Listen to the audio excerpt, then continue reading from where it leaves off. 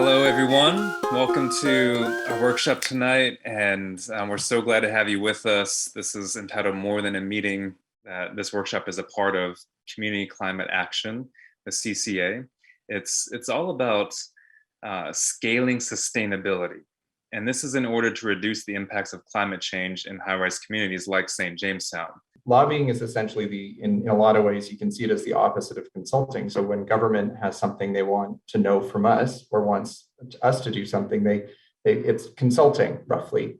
When we go to government and tell them about what we want, it can be called lobbying. And in different jurisdictions like Toronto and Ontario and Canada, there are very specific definitions for what that is. But it mostly means a direct engagement of one person to an elected or a public official talking about one specific thing.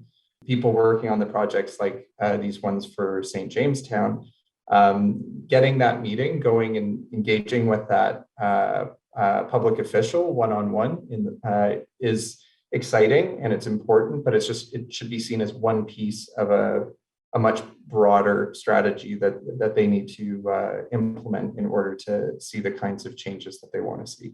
One of the ways that we looked at it was through this lens of we want this from them. And so again, this is a bit deceptively simple, but this is how we work with organizations or clients. And then thinking about what is it we actually want? What are the changes? What are the specific changes we want? And then finally, this is probably the most important thing is who is it that we actually need to get this from? And can they give us what we want?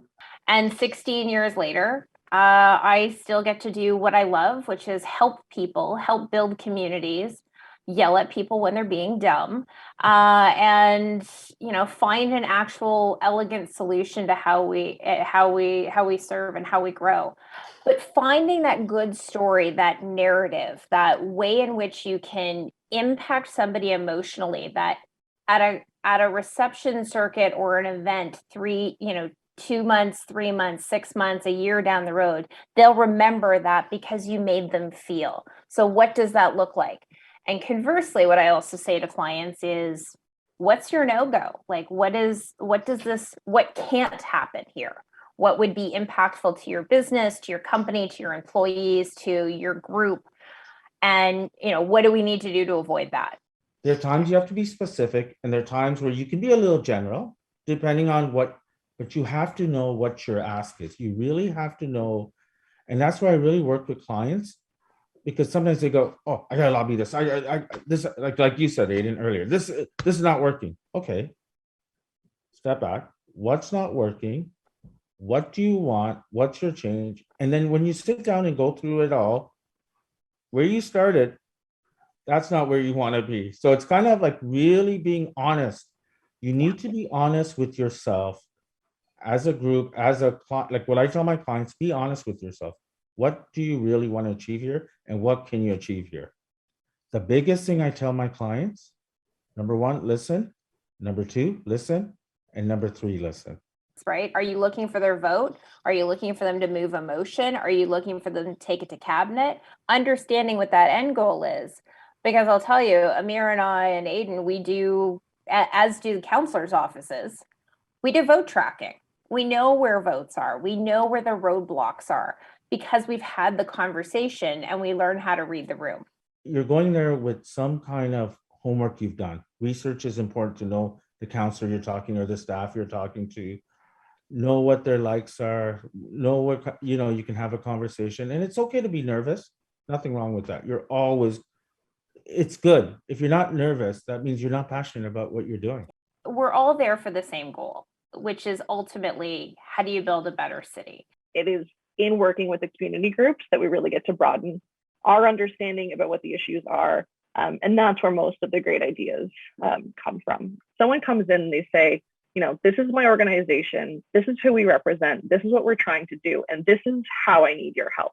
Or I'm trying to do this and I'm not sure where to go. It gives us a really clear jumping off point, and it's a problem that we like to solve. And that's what piques my interest, and it's what piques the counselor's interest, is identify a problem for us, and then like let's work together to solve it. The most important thing is when you come in to meet with anyone, whether it's a staffer or a politician, is to know what you're asking, to have an ask that is very defined and clear, and something that often is timely. The things that we look for is, who do you represent? So sort of to what Ed was just saying, are you a one person with a great idea, or are you coming on behalf of an organization and you represent a constituency of, 80 people on your street or 200 people in your building?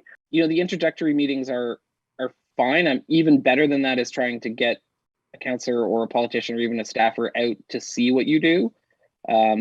Come to our thing, we're doing an event or something like that. That's a great way for them to get to know you. Organizing within your community is incredibly powerful, and it is that pressure that helps move all 25 councillors across. Thank you. So Robin, Edward, thank you both so much for coming and speaking to us today and letting us know a little bit about what it's like doing what you do and how to be more effective in reaching out to elected officials. So thank you so much for joining us tonight, and look out for those follow-up emails, the blog article, the video, and then that next workshop. Hope to see you there. Thank you. Have a good night.